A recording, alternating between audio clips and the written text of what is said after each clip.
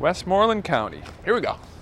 The toughest part about picking people at random and telling their stories is that most people have no idea what their story is. Isaac. Sometimes I think I'm boring, and sometimes I think I'm a nobody, and what could anybody be interested in my life? Well, just give me a minute. Dennis, don't. Susie Izat lives with her husband Jim and their 3 strong helpers, Joey, Dennis, and Josh. Wow. Their family is a Norman Rockwell painting come to life. There it is. And yet, time was when Susie couldn't have dreamed of a Christmas like this. Okay, ready to go, man. Don't run Dad over. I had a hysterectomy on my 25th birthday, actually. 25th? 25th birthday, yeah. Susie and Jim adopted Josh 5 years later, but decided not to adopt again because the waiting list was so long, choosing instead You can't catch me. to become foster parents. Can you put into words why you like it here so much? Because they love us and they snuggle us. They snuggle you. And he's a snuggle bug. We fell in love with these kids, and I think it's obvious why we did. The 2 brothers used to live here in McKeesport, Pennsylvania, an old depressed steel mill town.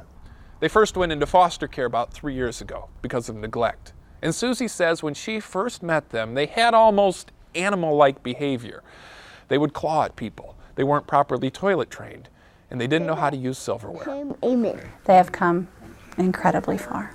Not only do they now know how to use silverware, That was good lunch. Chopsticks? Yes. You know how to use those? Yes. the boys have scrapbooks full of their new adventures. This was my first tree that I climbed in my life. I love this page. Obviously, even though the boys don't officially belong to this family, Susie and Jim have tried to make them feel a part of it. Which is why Joey and Dennis say they have just one last favor to ask of the Izats. Can